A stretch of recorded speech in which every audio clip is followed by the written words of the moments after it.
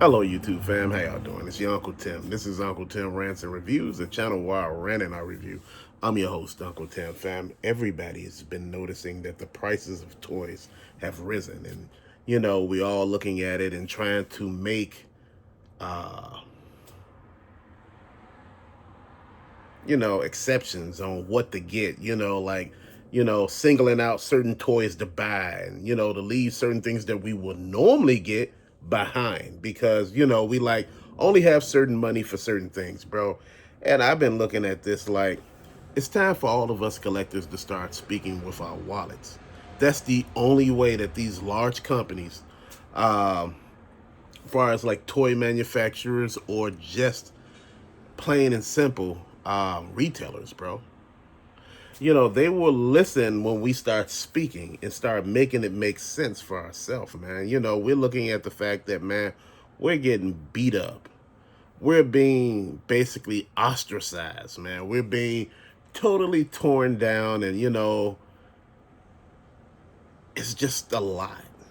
And, at this particular point in time, just to be honest with you, man, I'm kind of tired myself. I'm starting to look at this whole situation as a whole and just say it's like a money pit. It's like you're throwing money in the pit and you're really not getting anything out of it. The toys are still the same, still the same accessories, ain't nothing changed. You're just paying way more for the stuff. I understand things go up over a period of time. But damn, it's like when it rains, it pours. And one thing in the collecting community, we are pretty quiet about things. We're not very aggressive. We don't, go out and lose our damn minds and shit about what we ain't on buy. We still go out and buy stuff, even if it go up to $100. Oh man, it's just letting you know you can't afford collecting, man. No. It's just I'm letting you know that shit, $100 is a lot for one damn toy that used to cost 25 damn dollars. That's a lot. And that's what I want a lot of people to look at, man. It's not about, showing that you got the money. I got the money to buy this. You ain't got the money. That ain't what this is about. This is about us all using our common sense. These companies making a killing off us. This is $1 billion industry. They're trying to make it into $1 trillion industry. They stopped marketing towards toys towards kids. They stopped marketing that completely. They're marketing them towards adults. They don't even do commercials anymore with toys. You ever notice that? So if you don't see commercials anymore, then who they marketing at? If the kids can't see the toys, who they marketing to? The adults. They're marketing to the Generation X and the generation that came after Generation X. Generation X is basically the ones who grew up with the toys, and now they're looking at, they want to relive their childhood. Now everybody got some money that they can use. May not be a lot. You just got a little disposable income, bro. You might get like, out of the month, you might have $50 to, throw towards the toys. And you're looking at it like, man, I'm going to make this $50 stretch. I'm going to find some good deals out here. Entertainment Earth, Big Bad Toy Store, Target.com, Walmart.com, Walgreens when they have clearance. Uh, your Targets, as far as brick and mortar, and your Walmart's brick and mortar. Then you're looking at your Rosses and DDs and your Ollie's, bro. You're looking at everything because, again, you got to make your dollar stretch now. It's not like you can go out and buy just crap. I'm going to go out and buy the whole wave. I got wave 97 of Marvel Legends and I got wave 25 of G.I. Joe Classified. I'm like, okay, like it ain't nothing wrong with none of that, but I'm trying to figure out, man, if you don't like all the pieces, then why buy all the pieces? Being a completionist in 2025 is not a good look, especially with the inflation, um, everything going up, which is inflation, and basically looking at your disposable income got cut, got slashed. You start to have to look at that. I have to put some of this, disposable income that I put towards toys and things like that towards regular bills, which before you didn't have to put any of that towards regular bills because your regular money covered that. Now you got to put extra money because everything went up. And, the one hobby that you had and it was fun, and some of the Marvel Legends in some places, man, they went up to 28, some 31, some 32, some GI Joes at 32, DC Multiverse Some of them 35, bro. You looking at it like, damn. Throw me a freaking life preserver, for I could actually, float on top of the water, man. I'm drowning right now with all this shit. And I know you looking behind me and saying, man, you ain't drowning, man.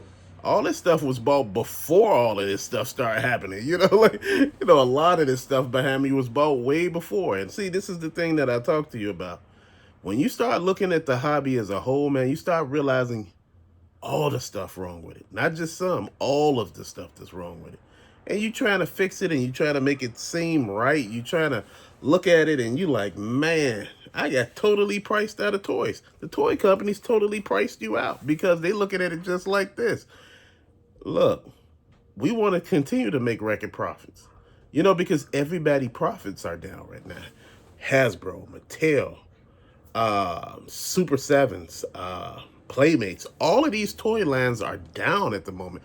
Why? Because people are not really buying toys and grows like they used to anymore. Man, even the whales are not buying anymore. When I say the whales, those are the big people who can go out and just spend like $1,000 at one time and not flinch, and it will not hurt them whatsoever.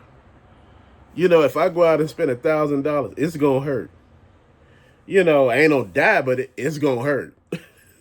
Dude, I think a lot of people don't look at that, man. It ain't about, balling out of control, because who you showing off to? At the end of the day, these are just toys. This is one of the reasons why I don't buy hot toys.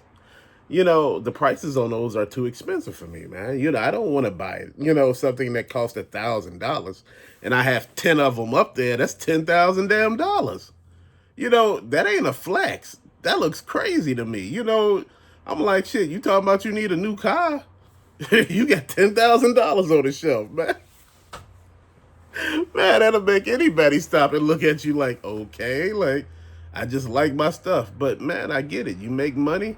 Again, at the end of the day, man, I'm not complaining about somebody else's pockets. Your money is yours. You do with it as you please.